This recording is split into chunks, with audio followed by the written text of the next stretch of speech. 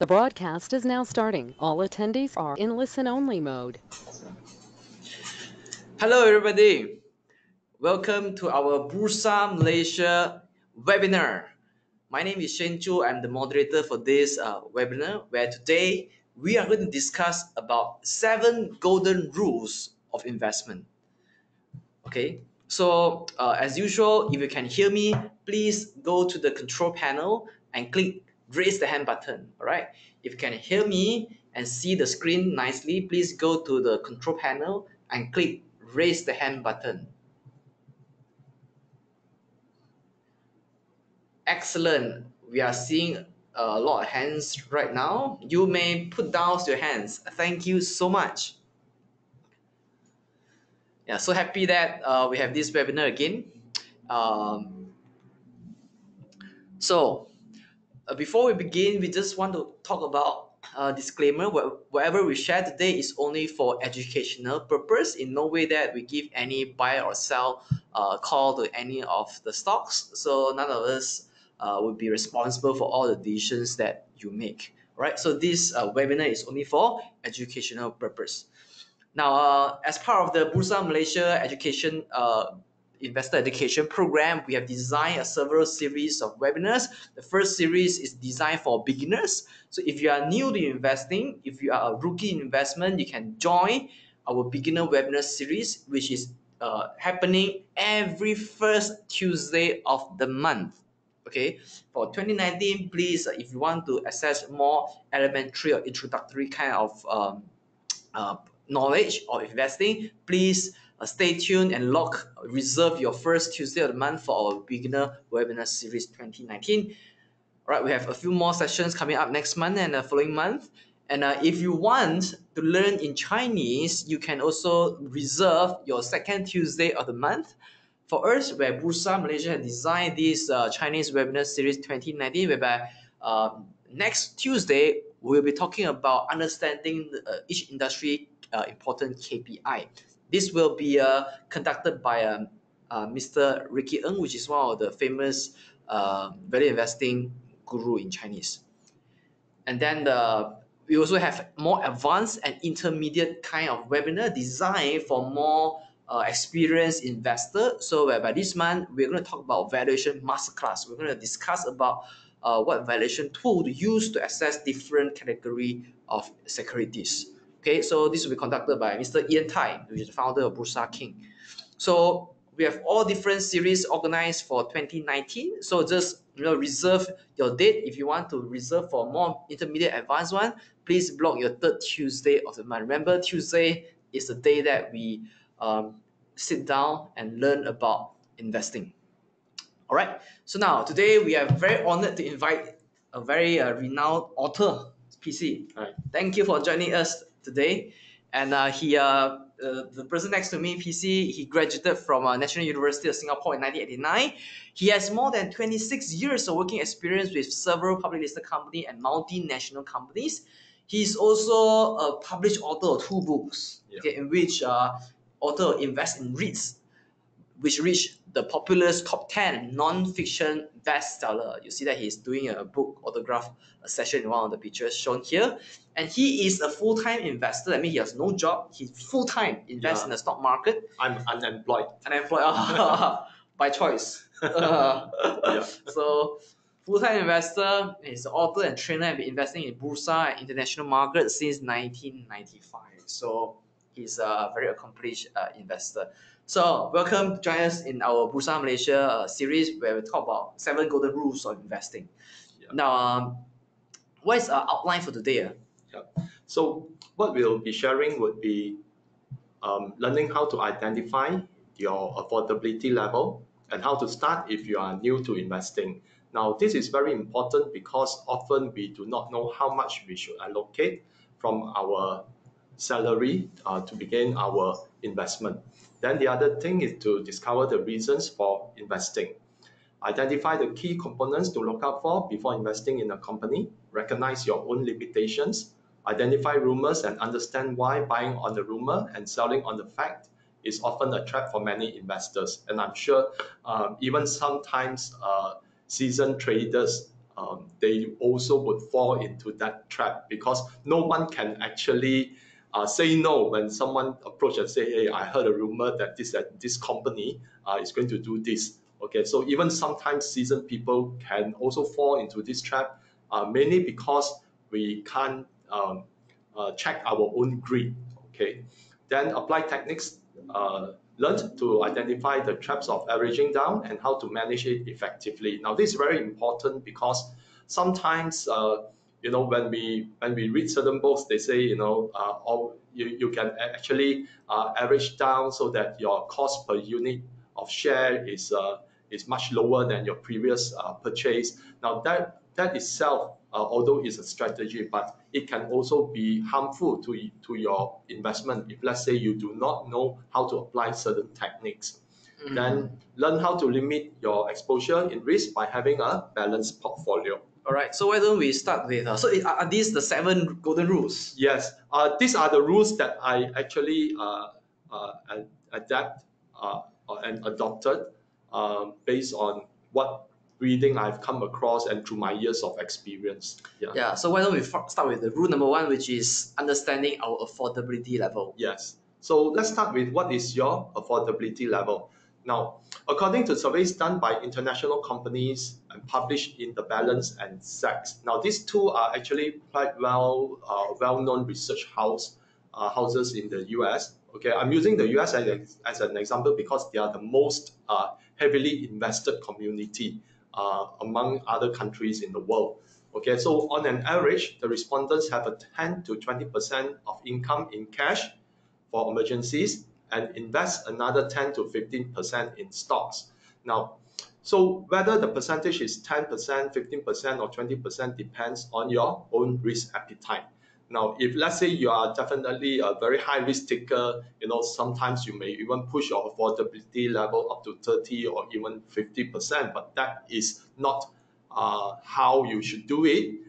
If you are very new to investment, always start on a very sound footing and on a conservative note. So if we adopt a 20% cash and 15% investment view, if your salary is 3,000, okay, so you will have 20%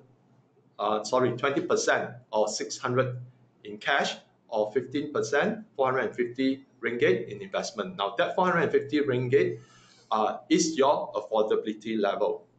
Right, so you suggest that we either take 10 to 20% from our income to invest to start off, because if you have allocated 20% as cash on standby, okay, this shall be your reserves, okay, so that if you put all your money into investment in the time of emergency, then you might have to force sell your shares, okay, to have the cash ready for certain emergencies.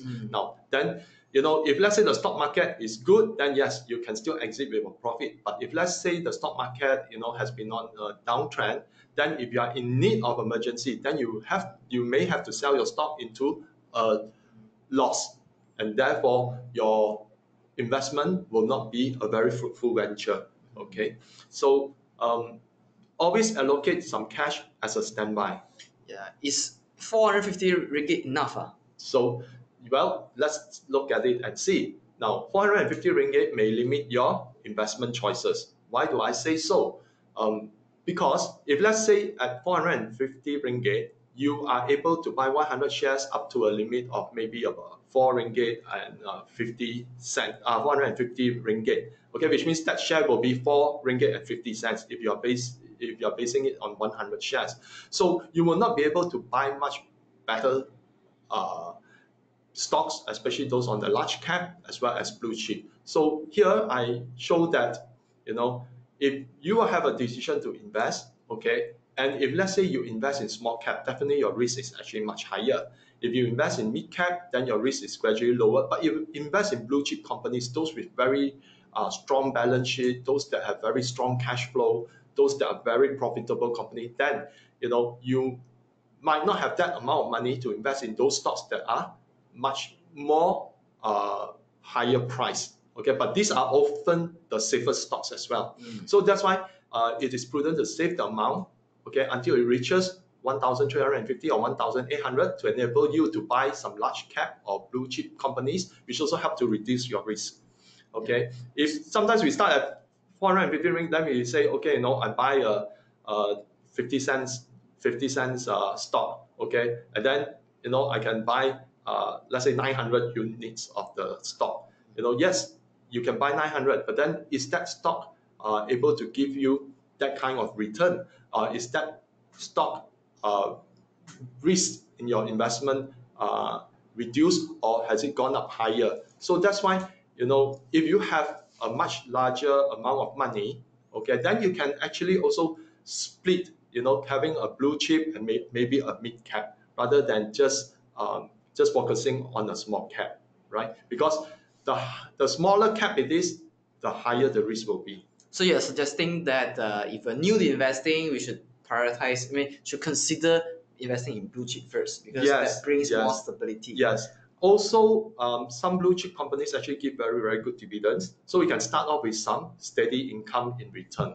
Okay, but you must remember, the moment that you invest, you are partaking in all the risks that comes with your investment choice. Yeah. Okay, investment is never risk-free. Okay, all of us in our investment journey, we have made money, we also have lost some. Okay, some have even lost higher. Okay, simply because we often easily being overwhelmed with greed. Okay, and also because we never allocate enough money, and also we go beyond our affordability. Yeah. If somebody say that this thing, this asset confirm make money one, that one you need to run faster, right? Yeah. So sometimes people say, oh, then I silang, I buy even more. Okay. So these are often choices that we make, but as soon as we make a choice, we are already partaking in a risk. Yeah. Okay. So the word guarantee, this is something that we there's no such as guarantee. Okay. So next, so always remember, investment is not a risk-free venture. Okay, investment carries with it risk. Okay, it is not totally risk-free. This is something that you must always remind yourself. Okay. So it is prudent, therefore, to read the quarterly financials diligently. Now, sometimes we invest into a company because we have read its financials, and then we then decided that, hey, I read the financials, and I've decided that this is a good company, and therefore I will invest. But sometimes we only read it once, and that seals our investment decision. But to really see whether your investment will be fruitful over the long run, you need to read the quarterly financial diligently, which means every time it comes up, you have to check how's the company performing. Okay, because as soon as the company starts deteriorating in its performance, then you'll see a lot of people lagging interest in that company, and therefore the share price would actually start to decline. So making that investment decision is not a one-time read. Okay, you need to maintain that consistency to read regularly so that you know what's going on. Okay, so sometimes a bad investment decision can result in a complete wipeout of your entire investment. If, let's say, okay, you fail to read a report which suddenly says that the company is facing a huge litigation, or in that its venture has failed. Okay, because you will miss it if you don't read it regularly. Okay, so then it becomes a bad investment. Okay, so in short, never invest what you could not afford to lose, because starting an investment journey, you must always have that philosophy in you that you can afford to lose. Okay, if you have the thinking that I must win, okay, then your philosophy, okay, is too far right. Okay, which means you're always thinking of winning. Only when you think that you could lose will then, make you more self-aware of the risk that comes with it. Because if you always think that, after doing certain thing and it's a sure win, okay, there's no such thing, because companies can perform over a certain period and then something bad might happen. Okay, let's say a financial crisis, and then that stock might fall. Okay, or the company suddenly face a huge problem. Okay, along over the years, the introduction of new technology often can result in a company, okay, being worth zero. Yeah, Okay. because like what you said earlier, sometimes if you win too many times consecutively, well, no humans we are.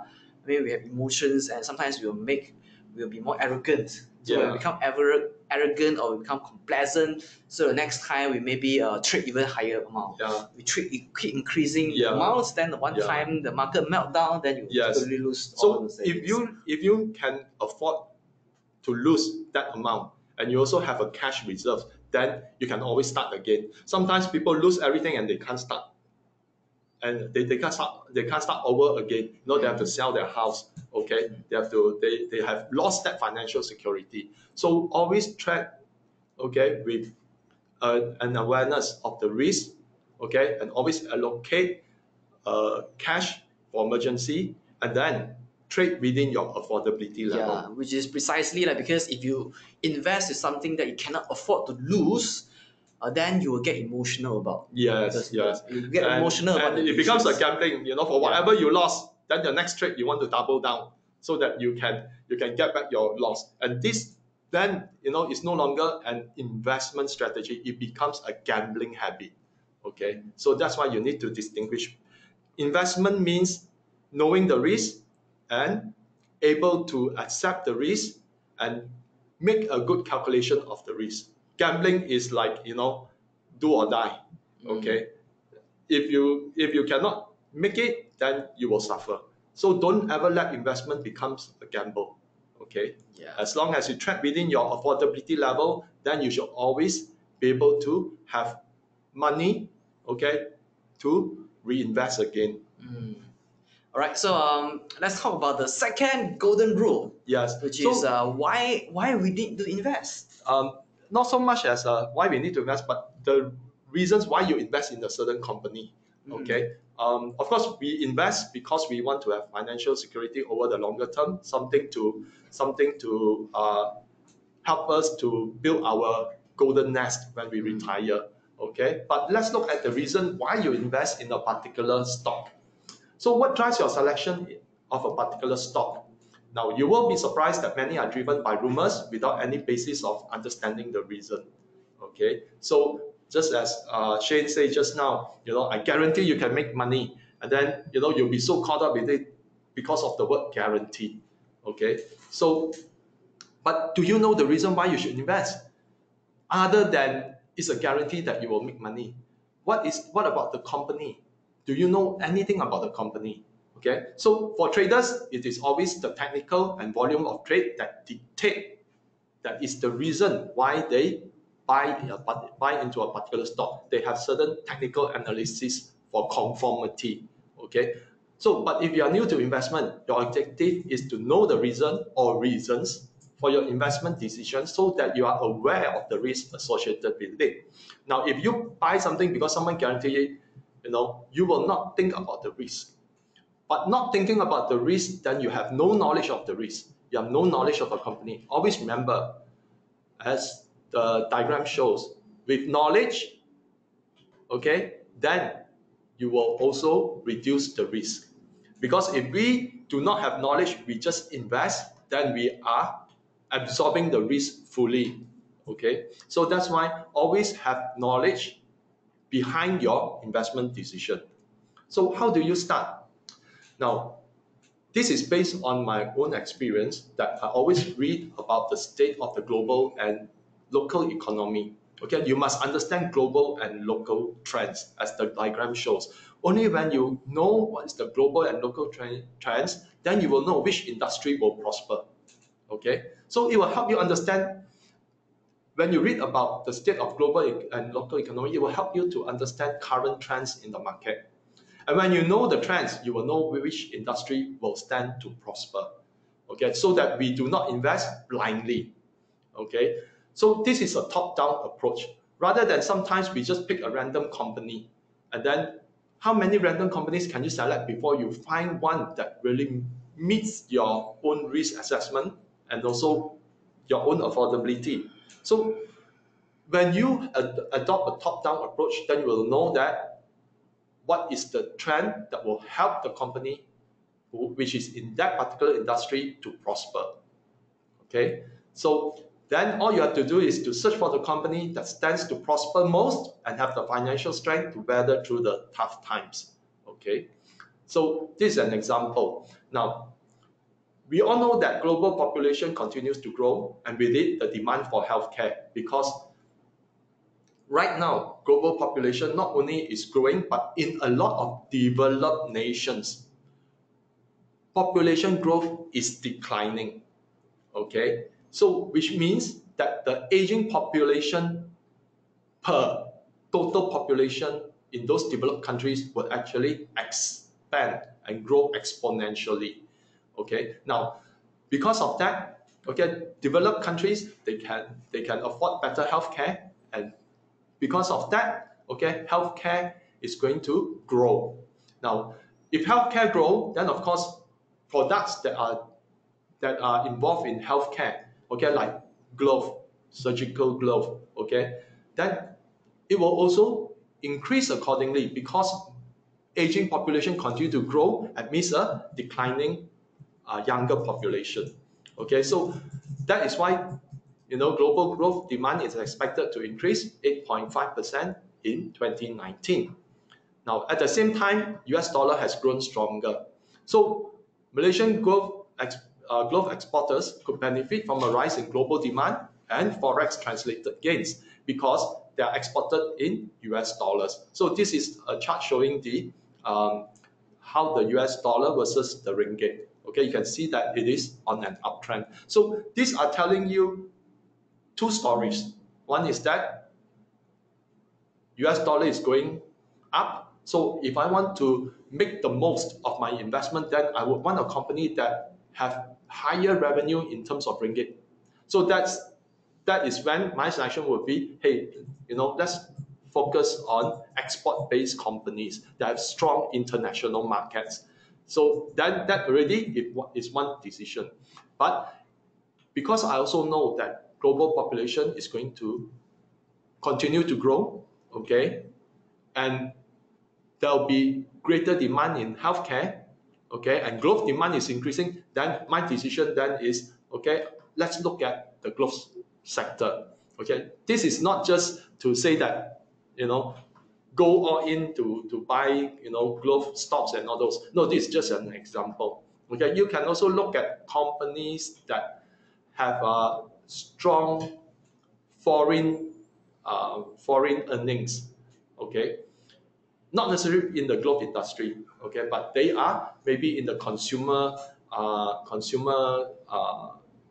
industry. They may be in the high tech industry. Okay, so for example, last time I've covered a company called Vitrox. Their equipment is sold across the world, okay, across many countries. So, but then right now, semiconductor is in decline. The market has actually fallen. So then that company, although may have translated in US dollar gain, but then because generally there's a slowdown in semiconductor, therefore its revenue may also be affected. Okay, but how do you know whether it's going to be affected? Whether it's glove or in the high-tech industry? That is why you need to study the financials. Yeah. So what is next after you invest in the company? So always remember, investing in a company is not the end of it. You need to monitor its performance by reading its quarterly report diligently and understand what are the management plans for its future. In short, know the reason why you select a particular company and then monitor the company. Okay. A lot of times we fail to monitor based on our first study of its financials, okay, its performance. Then we decided that this company is evergreen, going to be good. Not necessary. Okay, you need to read the quarterly report diligently so that you constantly are aware the trajectory of the company's growth. Okay, then you will be able to decide whether you should keep the stock for the next few quarters, okay, or sell and take a profit before things got worse. So then you are able to profit from your investment. So the key idea here is to know why we select a Yes. stock and monitor the stock. Yeah. So the other thing, having selected the company, now we have to go on to key components of a company you should know. So this is the third rule. Yes. So selecting a company takes more than guesswork. It is important that you lay down the criteria of what constitutes a good company. Some key components you should consider is the revenue and net profit growth, financial ratios such as current and debt to equity ratio, okay, positive cash flow from operating activities, growth potential, company's 5-year track record, and good management team.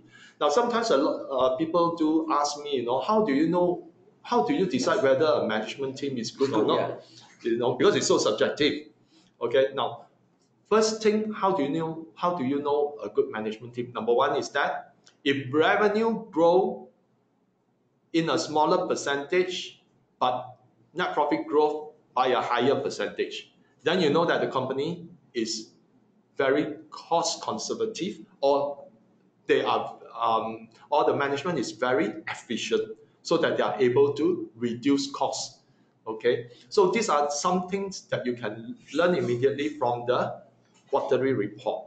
Okay, the more efficient the management is, then they are able to reduce the cost and expenses. The other thing is that what does the management tells you in their review of performance? Now, in the quarterly report, often there's review of performance. Company will say that we have done this, we are doing this. They have constant update. If a company just state the review of the performance without any direction of what they are going to do next, okay, or that updates of what they have initially proposed, and the company just keep it quiet, then you know that the management, okay, is not very proactive towards investors' needs, okay, because they do not divulge a lot, okay, and if that's the case, then that is not a good management team.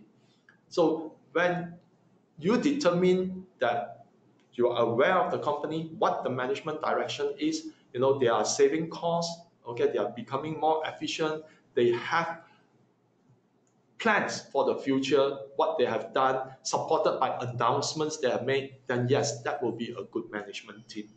Okay?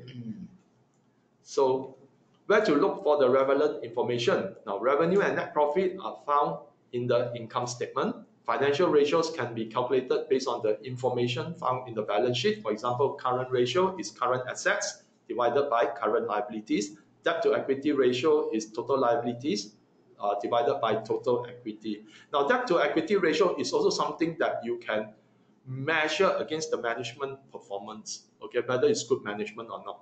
Now, if let's say you have lower revenue growth and lower net profit growth, but then total liabilities over the total equity, or the debt to equity ratio is very, very high, then you will know that you will start to question, why is the management incurring so much debt, but then its profit and revenue fails to show?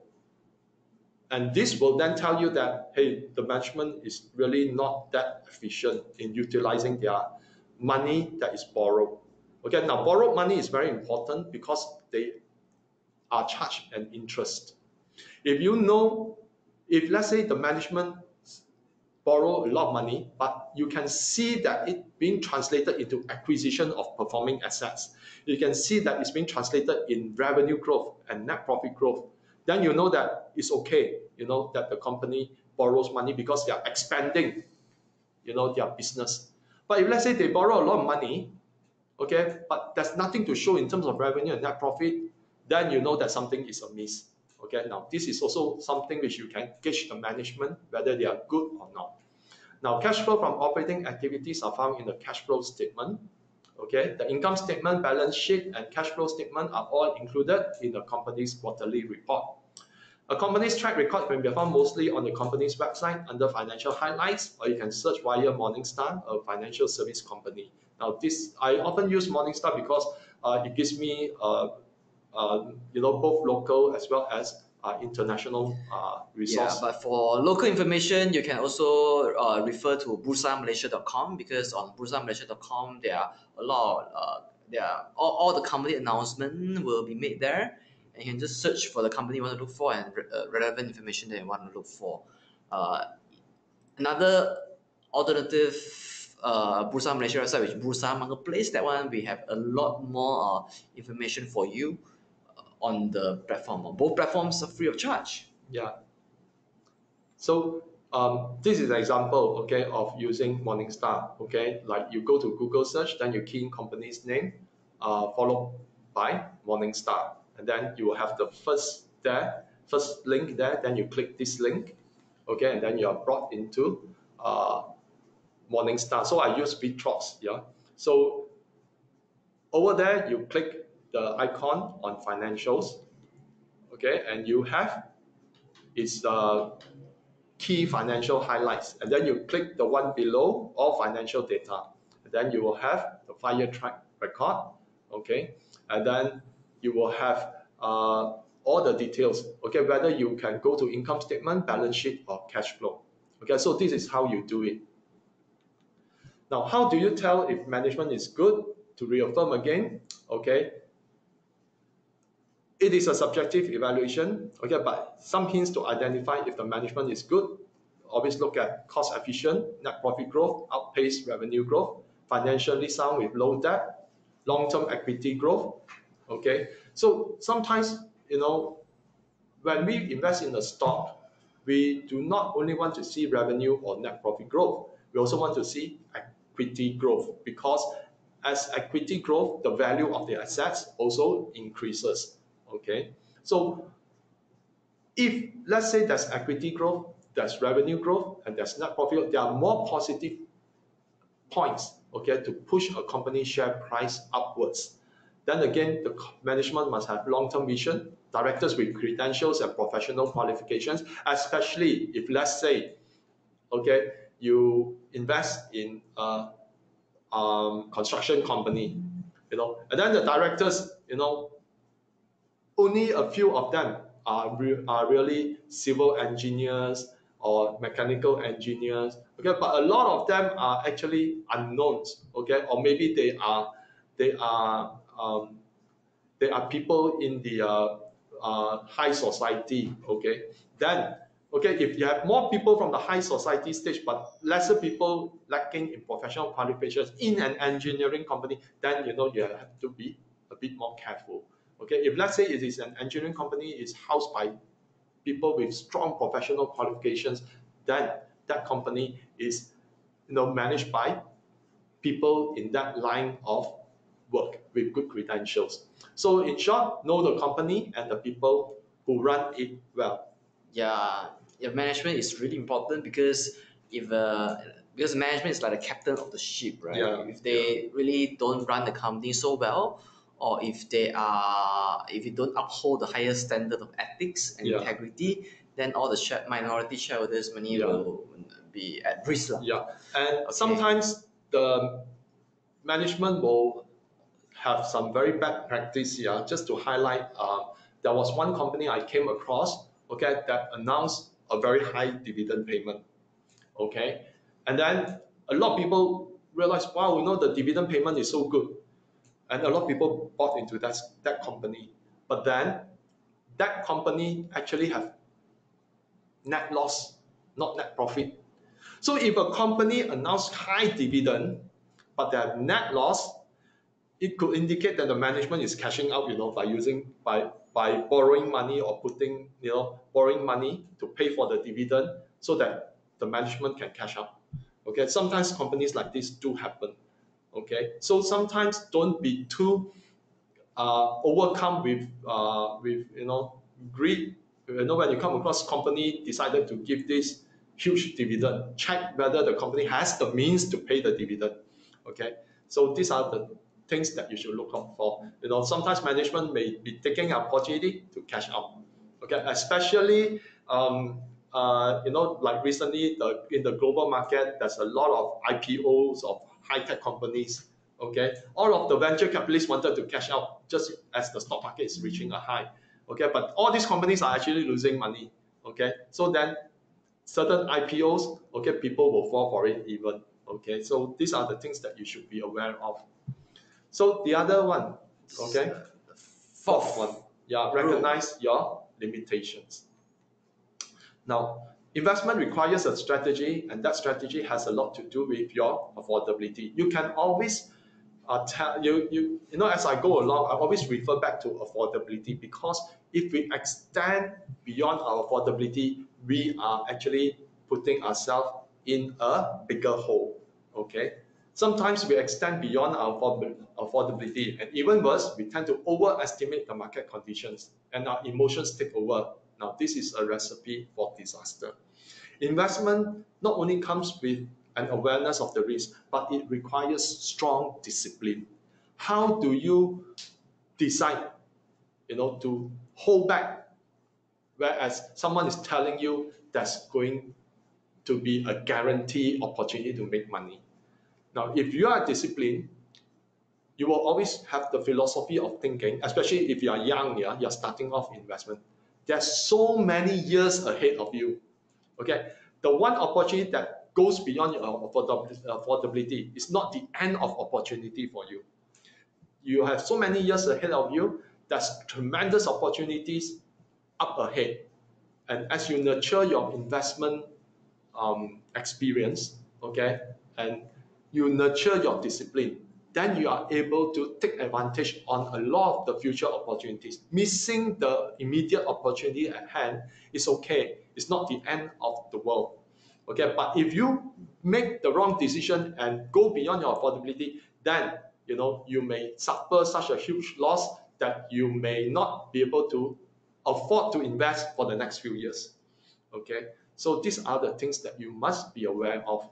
Okay, so don't ever overestimate the market conditions. Okay, when you are overestimating the market conditions, okay, we call it, addicting towards hopium. Okay, because you are addicted towards hope that it will become better. No, everything happens in the market for certain reasons. No, it's not because of any external so-called luck event that causes that stock to suddenly jump up. It happens because of a reason. Okay. Now you must also be aware that even the best laid plans can fall short of your expectations. The key to it, excuse me, is to have patience and not fight a trend. Okay. And Shane always says the trend is your brand. Okay, so don't fight the trend. Okay, if it's on a downtrend, don't think that it will go up tomorrow. Okay, so if let's say the trend is going down, there is a reason for it. So don't buy and hope that it will go up tomorrow. Sometimes patience to wait for the trend to correct itself, then you are able to get in at a much more affordable price. Okay, or when the trend is going up, the stock price keeps on going higher and higher, then you find that, hey, I missed that opportunity, I must go in now. Okay, but then you don't have that, your affordability level is not there, but then you decided because it's on the uptrend you cannot miss it. Okay, so then you decided to use your cash reserves to buy into it. Okay, but then because it has been on an uptrend, sell off, then ensure, then you are caught at the top of the trend. And what to do? Okay, you either have to exit or you have to hold the stocks, which means your cash reserves is being used to holding onto a stock which is losing its value. Okay, so always have patience. Okay, now average down is often a strategy that can backfire, especially when it eats past your affordability level. That's the reason why a share price drop. Know the reason first. Okay, this is something that you must always remind yourself. Don't, because the share price have gone down 10%, you buy into it, then it goes down another 10%. So at which level will you be able to continue buying? Most probably, you use your first 10%, the second 10%, then your 20% cash is used up already. Okay, but the stock eventually dropped 50%. Then there's no opportunity to average down anymore. Okay, so know the reason first. Don't just simply average down. So unless you are a seasoned trader or wide margin trading at all costs, because you have already failed the first rule, that is, invest within your means. Okay, you are investing with borrowed time and borrowed money. So sometimes people will tell you, hey, go into margin trading. You make money, okay, on others people's money, okay. But it's true. But what if you invest and the market started to fall, and then you have to meet the margin call? So either you have to force sell, okay, or even you force sell, you're not enough to cover that hole. What to do then? Then you incur interest charge because there's outstanding amount. Okay, so that's why unless you are very seasoned, okay, if you are an investor, then basically you no need to go into margin. If you are a trader, then some people go for margin. If you are investing for the long-term growth, there's no reason to go into margin. You can just buy at every opportunity that presents itself, so that either you improve your dividend yield or you gradually accumulate the stock that delivers long-term growth in the long term. Okay. So some words of wisdom from John Maynard Keynes. The market can remain irrational, that you can remain solvent. Okay. Powerful quote. So it tells you that the market can continue to perform below your expectations, okay, or it can continue to outperform your expectations. But then this quote has a lot to do with performing below your expectation. So then you decide to continue to average down, but then the market still continue to drop. On the other hand, if you are shorting the market, you believe that the market is reaching a peak, then you decided to short it, but then the market continue goes up, and that is when when you short the market, okay, then you have to pay for it, because when especially in the US, they allow shorting of stock. I think now Bursa also intraday shorting. You can have intraday shorting, right? So if it goes up another 10 cents, another 20 cents, then what are you going to do? You thought that it was going to be a bit higher, okay? So that's why always know that the market behavior can outlast your durability. Yeah. Okay, and affordability. Yeah. So the key idea is that no matter how confident you are with your judgment, okay, always respect the market. Yeah. Yeah. Because even though you feel, this stock is definitely going up, you're so confident with your view, you study all the fundamentals, you think that this market is going to go up, but if the market go down, all in, sometimes you could be right in your judgment, but maybe you're wrong in the timing. Yeah. Yeah, the judgments could be right, but then the timing could be wrong. Yeah. So this will ring a bell to you that the market can remain irrational, then you can remain solvent. So eventually, that's why people lose money in the stock market, because they are betting against a trend. Okay, and that trend, okay, sometimes remains very stubborn. Okay, if let's say that's why a lot of people lost money during the global financial crisis, because when the market dropped, they always believe that this must be the bottom. Then it dropped again. This must be the new bottom, but then continue dropping. So that is why you will never ever able to know when is the bottom. Okay, so later I will share with you how you can buy near the bottom, and that's a technique to it. So the fifth one, buy the rumor, sell the fact trap.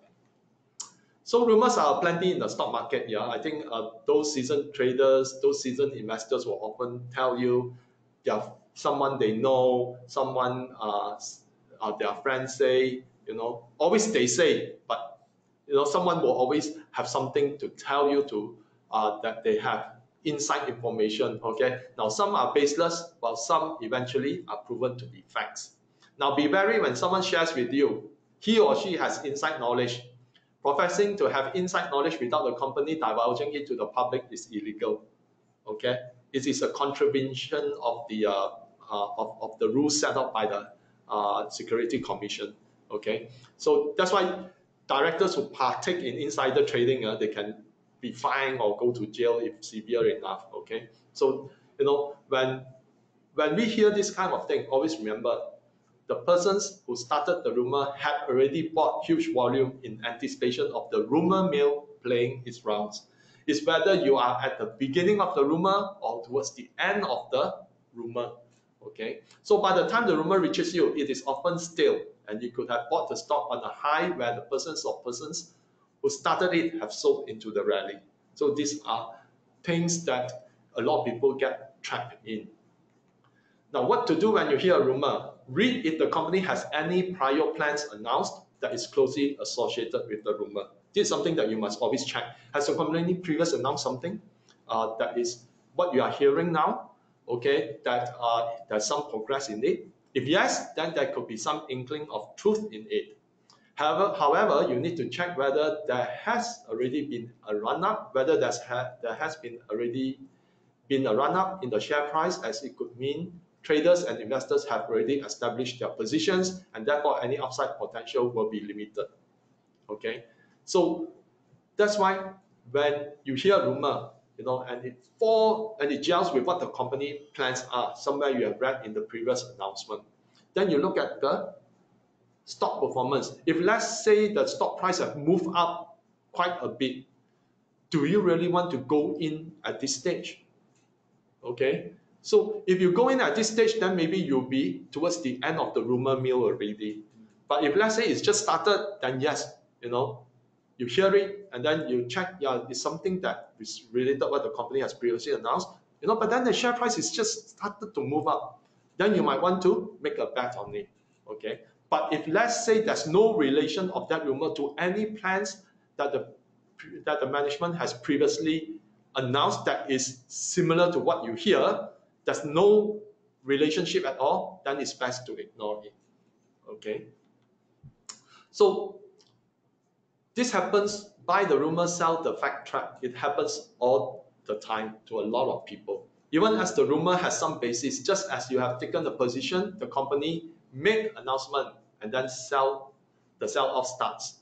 Okay, so because sometimes when there's certain irregular movement in a particular stock, Bursa will actually send a questionnaire to the company and ask, are you aware of anything that has caused this kind of price movement? The company must actually divulge. So sometimes companies say they are not aware of anything. Okay, if the company is not aware of anything, then there's really no basis in it. Okay, so that's why when there's no basis, then the sell-off would start. Normally, company would say there's nothing that they are aware of. Okay, because if they are aware of something, it's the company's fiduciary duty to actually announce it to the public and not to keep it under wraps. So that's why companies often say there's nothing that they are aware of. Okay, so even worse, the rumor has no basis, and when the company comes out to clarify, the sell-off ensues and gather intensity. Okay, this is because your action is dictated by emotion and not by logical assessment. Okay, so then you have a buyer remorse. Okay.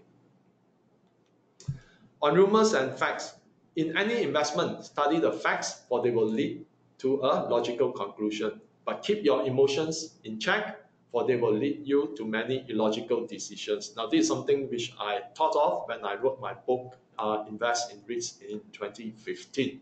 Okay. Very powerful quote. So I think always look at the facts. When you look at the facts, your conclusion will be logical.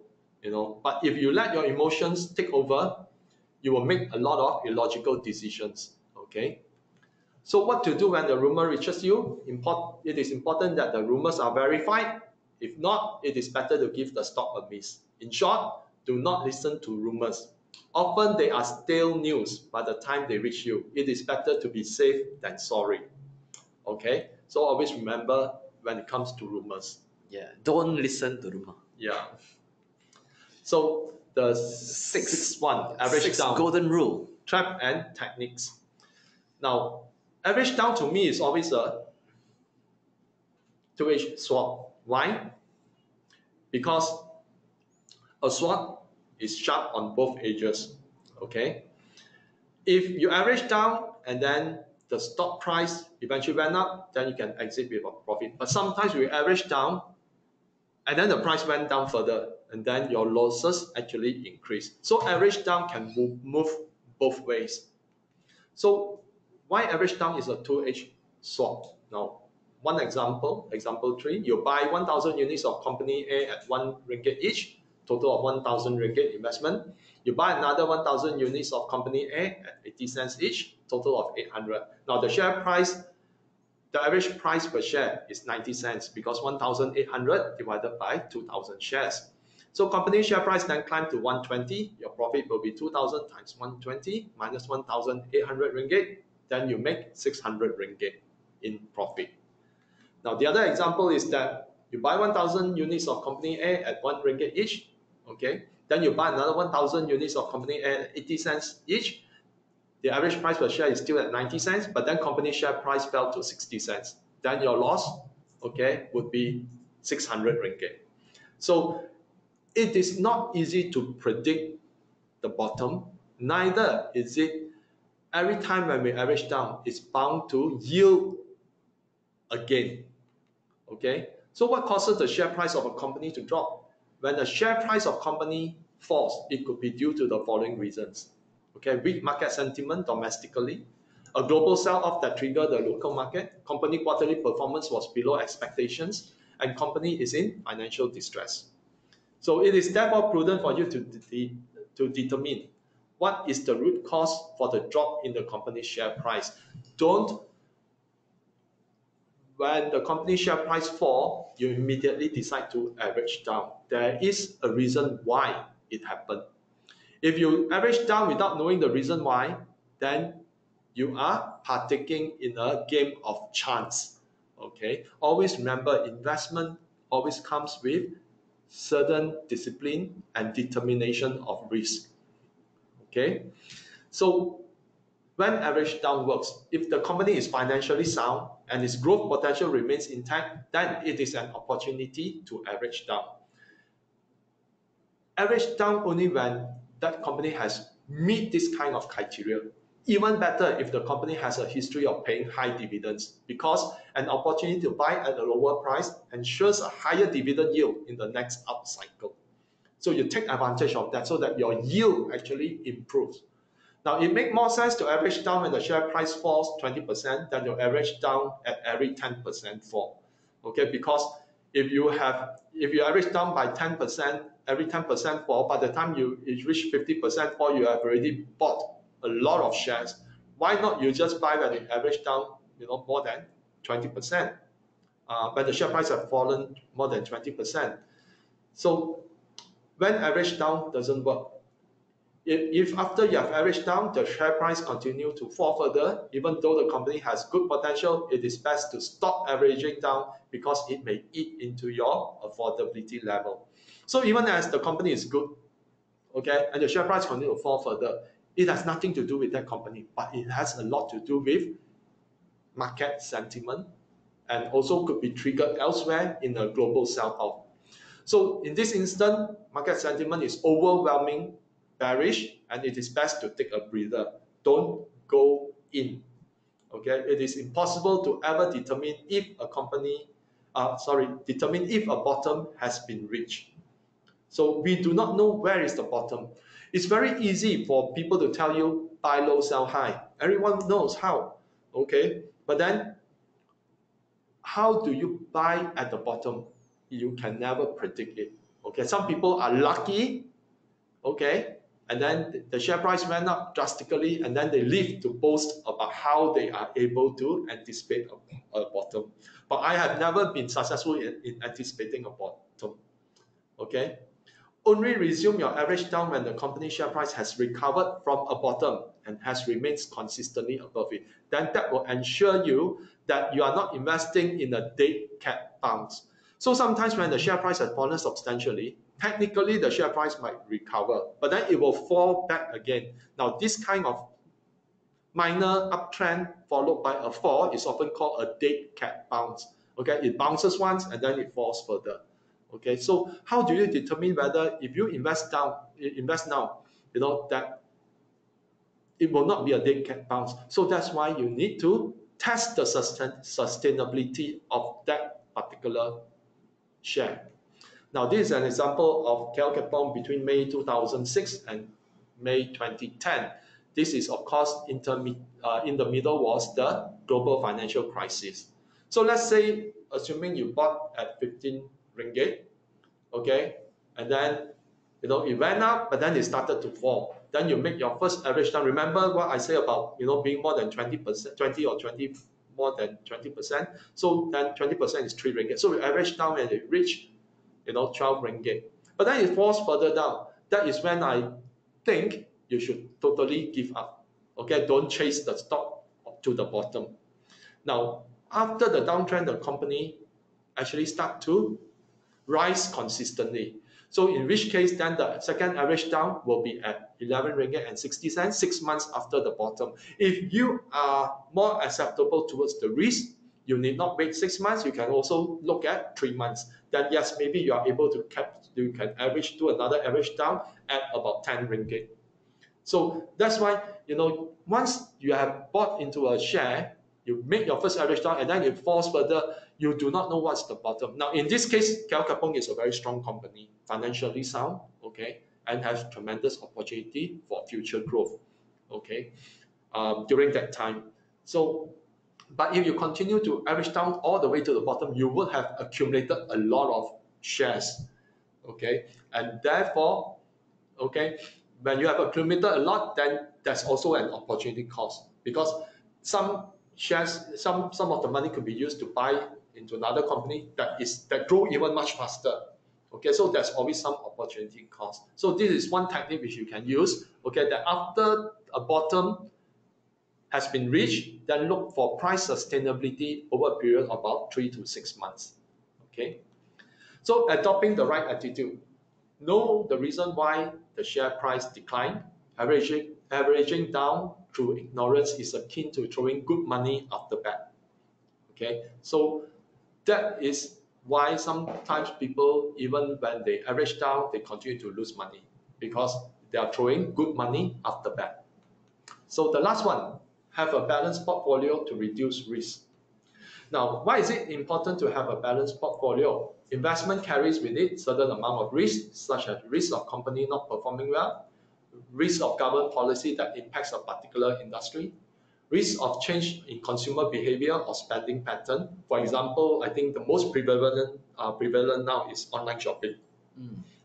Okay, before people would go to shopping mall and then buy through the cash register. Okay, but right now a lot of people are going shopping at the comfort of their own home. Okay, and therefore, consumer spending behavior is changing. And previously, okay, people go to arcade game hall to play video games, okay, or they go to internet cafe to play games. Right now, you download an app, you can play games on your mobile phone. So that's why the internet cafe is a dying business also, okay, because change in consumer behavior. So there's also risk of disruption caused by new technology, okay, which I've mentioned just now. The introduction of mobile gaming through mobile apps. Okay, then there's also risk of recession and crisis. Now your portfolio needs to be balanced, so your risks are spread across the portfolio, therefore minimizing them. Okay, adopting a risk management. How do you go about it? When you are aware of the risk, you can plan for them. Adopt an inquisitive attitude and analytical approach when you select your stock. This is the most basic in risk management. Now, those of you who have worked in corporate multinationals, often they have a risk management team. They will ask you to list down, okay, what are the risks you foresee in your own department, okay? Just as you are asked to make some risk assessment of your own department. Well, in investment also, you need to make some risk assessment as well. How do you want to spread your risk? Okay, so set out the parameters or KPIs to help in your decision making. For example, revenue growth. Okay, I'll be looking, these are some of my own KPIs here. Revenue growth must be more than 5%. Net profit growth must be more than 10%.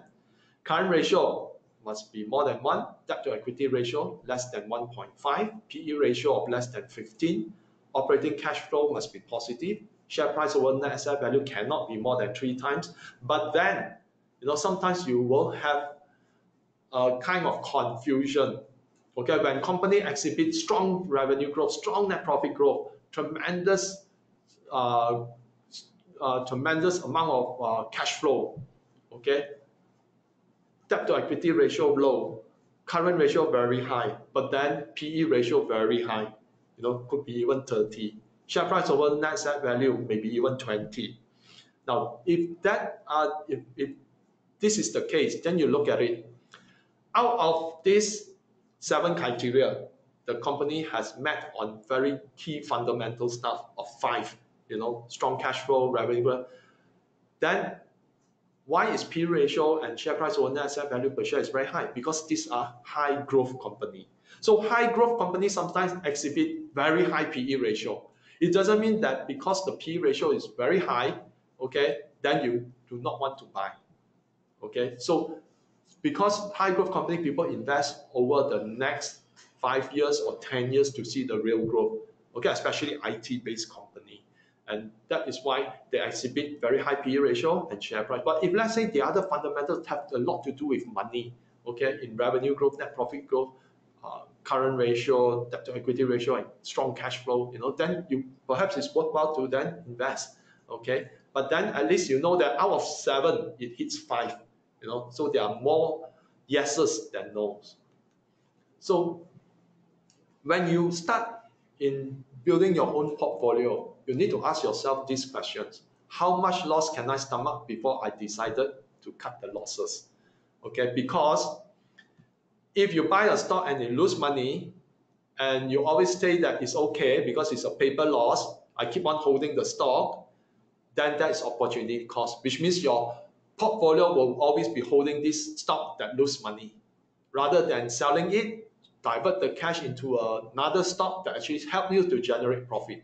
So you have to ask yourself this question: how much loss can you stomach?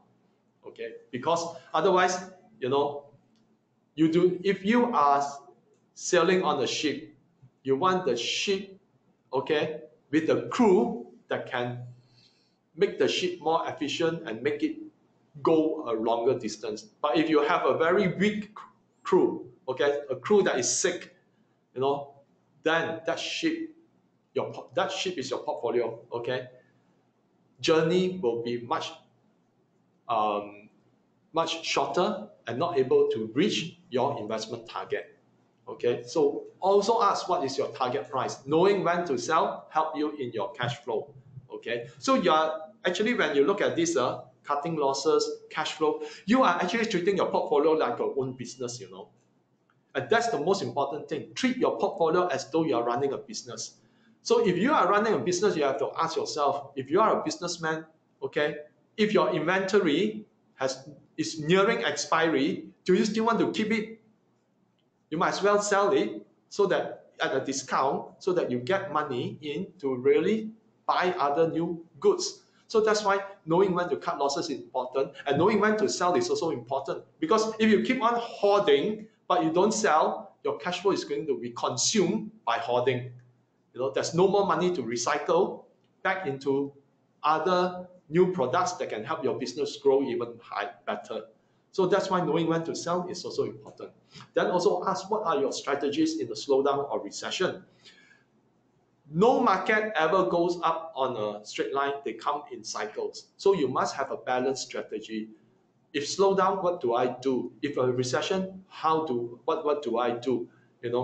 You must have certain strategies. Okay. So for example, if let's say there's a slowdown or recession, what I often do is that I will start looking at what are the high-paying dividend stocks, so that, but then of course it must not be too expensive, yeah.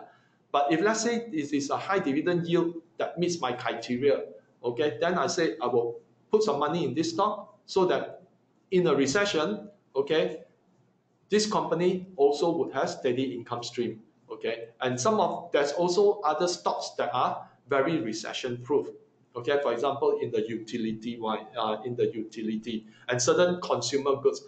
Sometimes people say, for example, Nestle. If you take out Nestle, 70% of the supermarket shelf will be empty. Okay, because the consumer goods is so wide ranging. Okay, and those are basic necessities like milk. Okay, even nowadays Maggi noodles is also a necessity. Okay, so these are some things that you have to think about, and how do you want to position yourself ahead of a slowdown. Okay, so what are my strategies in the recovery and expansion? Okay, so when the time is right for the market to go on an upcycle, okay, you can always look at going back into high growth IT based stock, so that then you can actually ride on the upcycle. How do I allocate my funds to different type of stocks? What type of stocks should have priority? So when you know all this, okay, then you know what is going to happen and you are prepared. Now the diagram below show this is what happens when you are unprepared. The risk keep on mounting, and you're finding, you are just using all your resources just to hold up so that the risk wouldn't make it even worse. Okay, but because the risks are so overbearing, eventually it will come down and collapse you underneath it. Okay, so what is a balanced portfolio? Now it should provide you with steady and passive income, stocks with good and consistent dividend payment. Okay, it could it should offer you some form of a hedge. For example, gold ETF. Now this is important when there is a recession or a crisis, because if we look at global recession, then central banks would be printing money. So as they print more money, the fiat, we call it fiat currency, okay, would lose its value, and then gold, which has been money for 5,000 years in history, would then actually perform much better. So this is one form of a hedge. Okay, the other hedge is that you can do like Bursa now has a bit more high risk. Okay, but if you are new, I think I wouldn't encourage it, because you will not be it will be more risky to you. Okay, it's the inverse ETF. Okay. Bursa now you have, but it's about to roll out. Going to roll out. Should okay. We don't know when yet, but I think there are plans. Oh, the last time they mentioned about it. Okay, Yeah. so but then this is often a very high risk stuff. Okay, but if you are a newbie, okay, you shouldn't go for high risk stuff. But then you can actually hedge with the gold ETF. Okay, it should also provide you with opportunity to grow your portfolio. Okay, these are the growth stocks which can multiply the amount invested within the medium term. Okay, for example, some high tech stocks, they have grown, more than 10 times or 15 times over the last 10 years. Okay, when you average it out, that's 100% per year.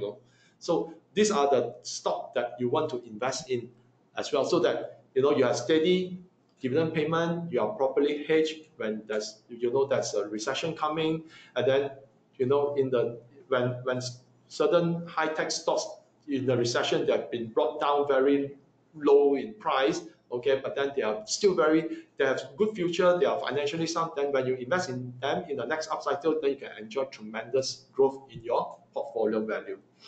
But they could also be subject to massive sell-off in times of recession and crisis. Okay, because the last thing people want is security. So when crisis comes, people sell all the high-risk stuff, okay, and high-growth stocks. And IT stocks eventually will fall into this category as well. So therefore, going back to what I said earlier, you must know when to sell. Okay, if you are new, then it is prudent to start your investment with dividend-paying stocks, so that it allows you to increase your affordability. So don't go about, building portfolio doesn't mean you immediately start to have 5 or 10 shares. Okay, you start by one. Okay, start with one that allows you to enjoy dividend payment, so that you can increase your affordability. But remember, always manage your risk. So this ends my presentation. Is back to question and answer session. All right. So thank you so much, PC, for your enlightening 7 golden rules in investment. So now we are opening up for questions. If any question to ask the speaker today, please write down in the question box, and remember to write in full sentence. Okay. So now the first question on my screen is, do you think a high debt company with fast growing business is a good company? If let's say the company is high debt, okay, but it is shown to results in terms of revenue growth, in terms of net profit growth, then it is worthwhile to consider. Okay, it must be reflected in the high revenue and net profit growth. But if let's say it's high debt but there's no revenue growth, is very low, then I would think that the risk is much higher. Okay, and when it comes to high debt, again it goes back to the debt to equity ratio. For example, if let's say debt to equity ratio, now my criterion is actually 1.5. If let's say it's between 1.5 and 2, I may still be able to accept. But if let's say that company debt to equity ratio is 10, okay, then I begin to get very worried. Because if net profit growth, unless the net profit growth is few 100%, okay, then maybe I say, okay, it's worth a chance. Okay, but how do you determine that? For example, annual net profit, okay, is let's say 1 million, okay, but then the long-term borrowing is 30 million. So then when you assuming that the entire net profit is used to pay off the debt, it takes the company 30 years to pay off its debt. Then I began to worry. So sometimes you can check back this, you make certain assumption.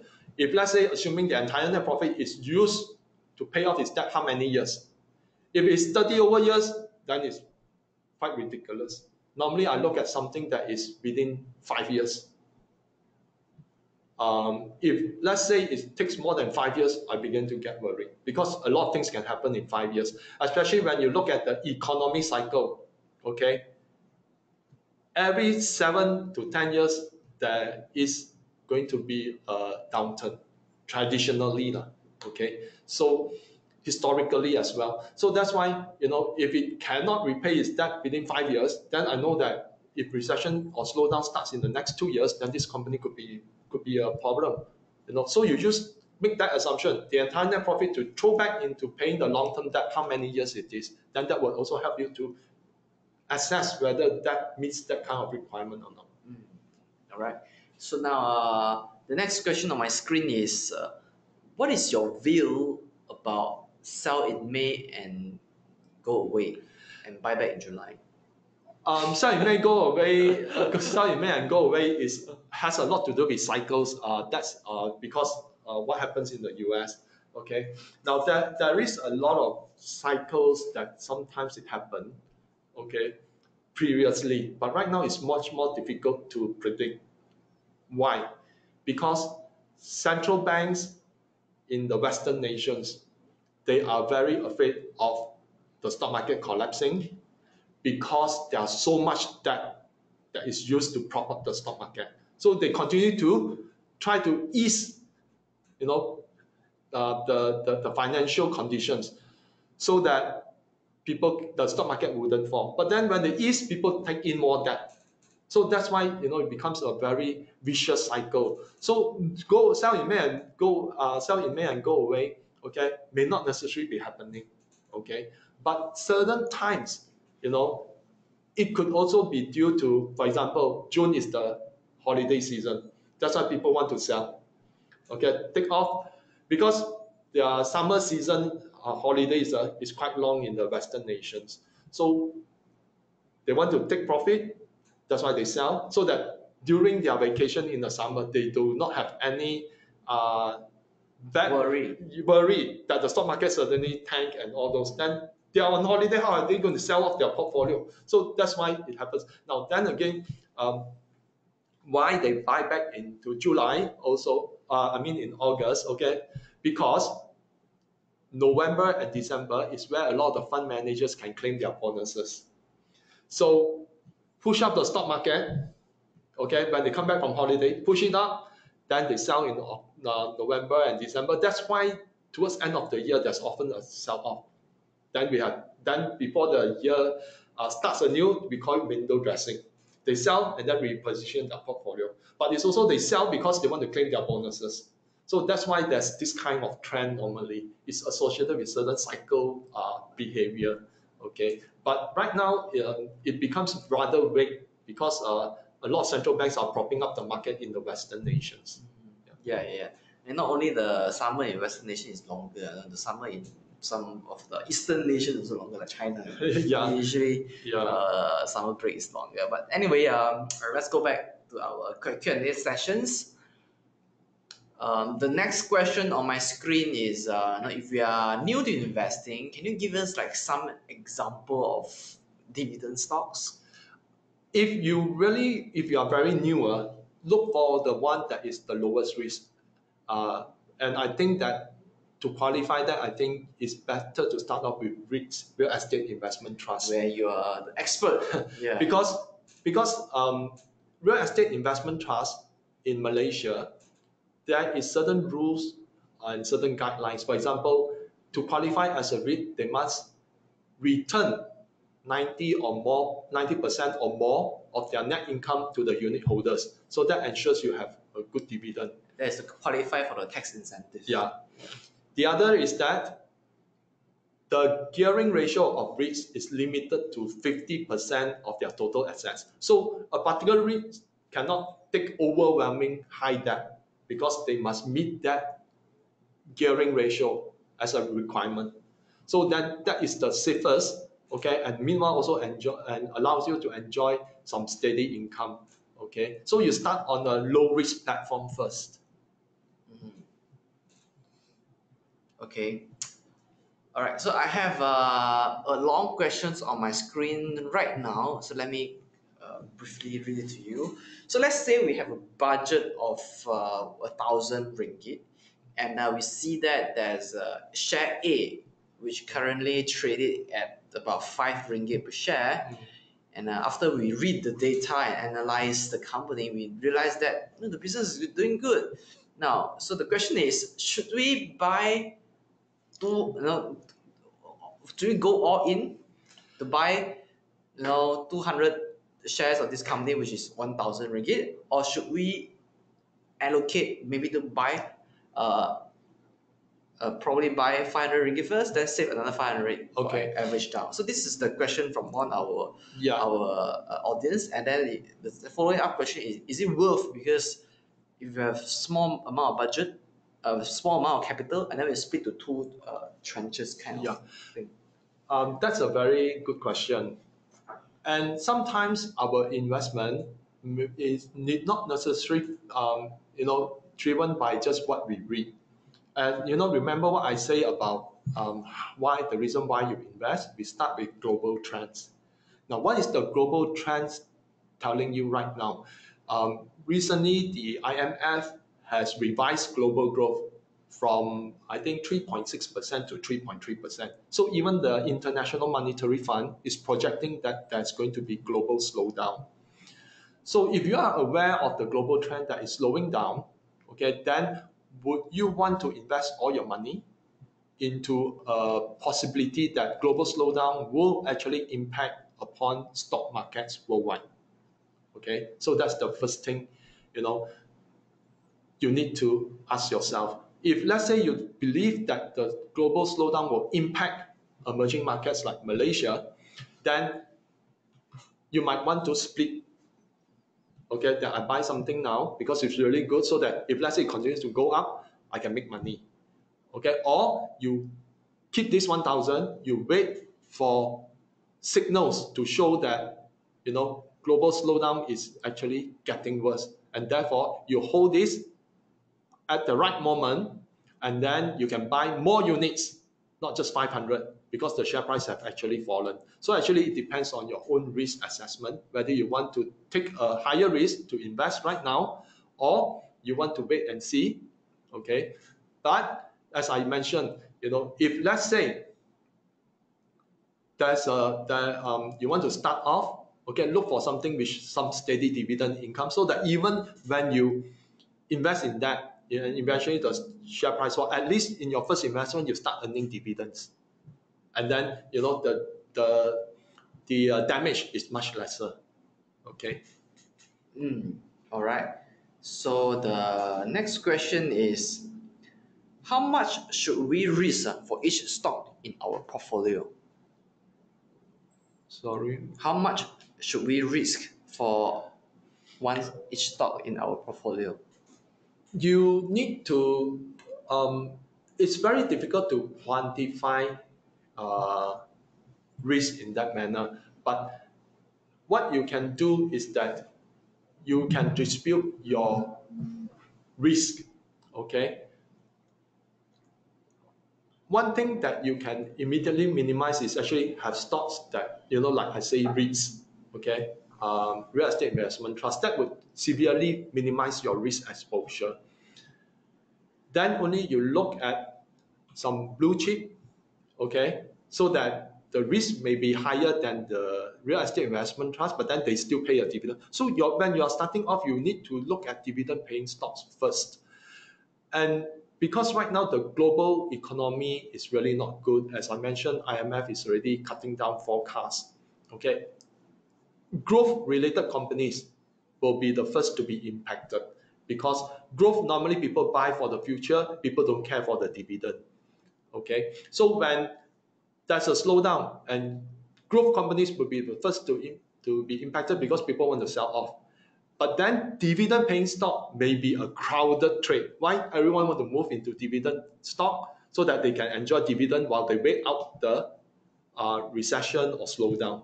So how you appropriate your risk, okay, you should go into this kind of selection process. I see. So the next question on my screen is, why sometimes the good dividend yield company, the share price slowly drop? Now, some dividend paying companies, okay, what happens is that when you have um, when you have a company announcing dividend, the share price would normally go up a bit, up to the value of that dividend. For example, if the company is paying 10 cents dividend, yeah, the company share might go up 10 cents or 20 cents. But then as soon as the dividend is X dividend, then the share price will normally drop because people would minus out the 10 cents from its value. And then it might drop much further because because that company, other than the dividend, there's nothing very much exciting about it, especially when it comes to real estate investment trust. Real estate investment trust, the stock price, hardly move in a very um, there's no huge gap up or there's no huge gap upwards. Okay, Slow and steady type. Slow and steady type. It's based on the company gradually accumulating assets, acquiring assets to deliver. Okay, over the longer term. Okay, so some stocks are not exciting. Okay, and some stocks, even if they are paying a high dividend, but then the share price still drop, then that could mean that the company has underlying fundamental problem that investors are not interested, or investors think that they are risky even though they are paying a dividend. So you need to go back to the balance sheet, its income statement, to find out, is it because it has too much debt, or is it because that the dividend is being funded by debt? Then people would be not interested. Okay. Okay. Now the next question is, what is your recommended cash to stocks ratio? Like how much cash should I keep in my portfolio, and as opposed to how much stocks? I think just now when we go back to the earlier part, you no need to put in cash as part of your portfolio. You immediately separate out cash. Okay, as I mentioned, 20% of your salary cash for whatever emergencies and all those. Okay, but once you have started your own portfolio, okay, you should really go towards growing it, and at certain point in time, okay, for example, the market outlook is weak, okay, then you might want to keep certain amount of cash. Okay, now for that kind of cash that you hold, okay, it depends on, again, back to your own risk assessment, that you want to buy more, okay, then you may allocate that I want 50% cash right now in my, I sell off everything.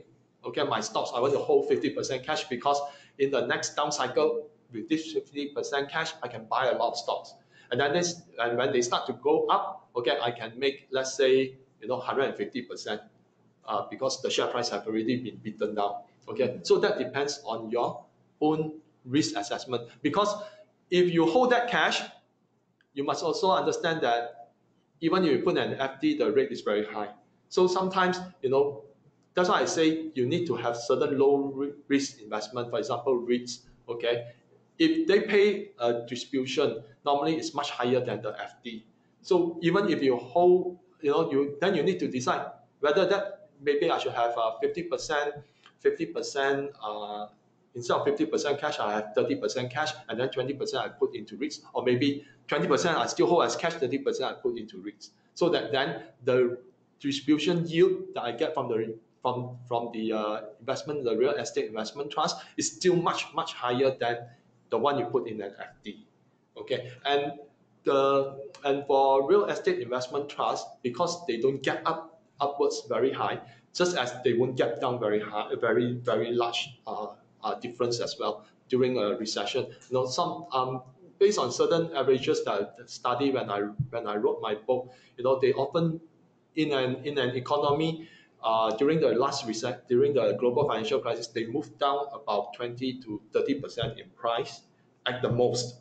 Okay, unlike stock, it can go down to 60 or 70% for some small cap stocks and high growth stocks. Okay, so then if let's say you when it goes down about 20 or 30%, you can then buy some more so that your yield improve further during the upcycle. So actually, again, back to your own judgment, how you want to allocate it.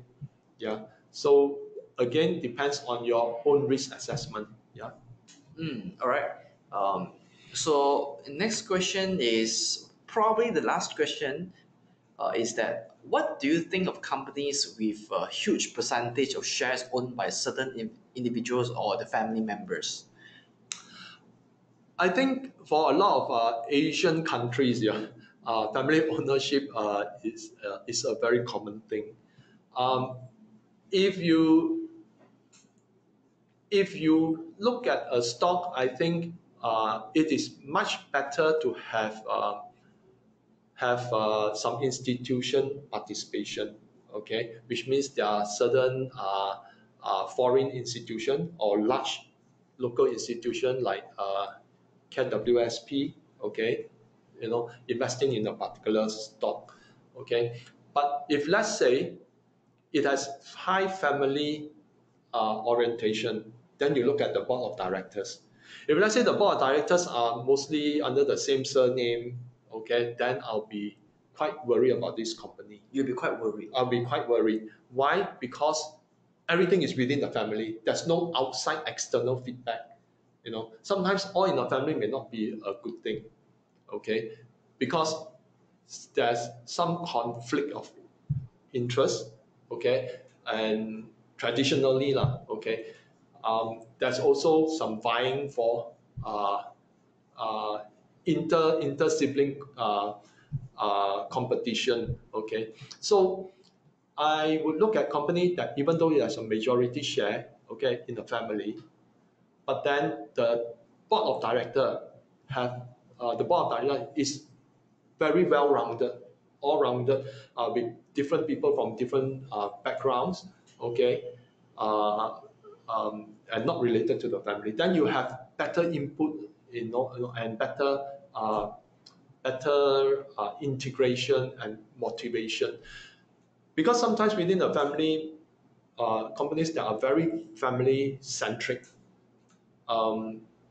they wouldn't think so much about the shareholders sometimes, okay, because they think about how the family gain first. How they enrich themselves. Yes, not how to give value to the shareholders. And that's why we have over the course, if you look at family business that eventually are delisted or under PN 17 and all those, a lot of it are actually very family orientated, because they overextended themselves, or like just now when I share with you a company that borrow money to pay for dividend, is also family orientated because all the shareholders want to enrich themselves and get out quick. You see, so these are the concerns that I have. Not that all family orientated companies are very bad. So you need to actually look at it that even though a family is the majority shareholder, if let's say it's run it's a family owned foundation, then it's not that bad. If let's say their CEO is an outsider, then which means they value persons who create value. Okay. Okay. There are also attendee pointing out that there are a number of companies, Chinese company, coming to Bursa to list. Then eventually, a few years later, say that the profit they are showing losses. Then it eventually got delisted. You have to be very careful with Chinese companies because I invest quite a lot in Hong Kong-based Chinese companies as well. I often look at companies that are very big, not the small timers, okay? Because the small timers, sometimes they are well known to fudge their accounting, okay? So you need to go for the big ones, okay? Or those that have very low debt, okay? Very strong cash flow and so forth. And if you have those companies that is very low in debt, okay, then the risk is lower. But sometimes they also fudge their accounting books. Okay, so there's always this risk because when they enter into a certain market, sometimes they will also think how to make money fast as well. So they need to be very careful, okay, and their business must be something that is worthwhile and longer term. So I reduce my own risk by having more of companies in my portfolio that Chinese-based companies, that are have very long years of operation. Okay, so if let's say a company is newly listed, okay, wait a while, look at its financials first and so on. Sometimes we think that wow, China is growing and this Chinese company is listed, is coming to list. Why not? I better join in the bandwagon. Then you might be disappointed. So invest only those that have demonstrated strong potential growth over have a track record. The other thing is that either that or if they are newly listed, they are part of a bigger conglomerate in China, which means it's part of a Fortune 500 Asia company, with very big background, foundation and strong support from their holding company. Then you might consider. If it's unrelated, it's new. Watch and see first. All right. Thank you, PC, for this wonderful sharing and for the Q&A session. So for the next webinar, next week, what we have a Chinese webinar, which will talk about what are the key industry KPI that we should monitor. And then the session is 理解你所投资行业的重点指标. So it happens on next Tuesday, 14th of May 2019. Time is the same, 8:30 to 10 o'clock. So the registration link is put in the chat groups. So please register for this session if you want to learn about this industry KPI in the Chinese language. So if you can understand Chinese, we encourage you to tune in for next week and reserve the next Tuesday for us. So the link is already posted in the in the chat group. All right. So with that, thank you so much for being a wonderful audience on today's webinar. Of course, we still have many more questions that we have not been able to answer because we have overwhelming attendance and there's just so many questions that that you all are asking. So thank you so much for your huge participation and thank you so much, PC. Yeah, thank you very for much for joining us. And thank you for those who are tuning in. Yeah, we have a very huge attendance today. And thank you, everybody. All right, and wish you to have a great and pleasant rest of the day. We'll see you next week. Bye-bye. Bye-bye.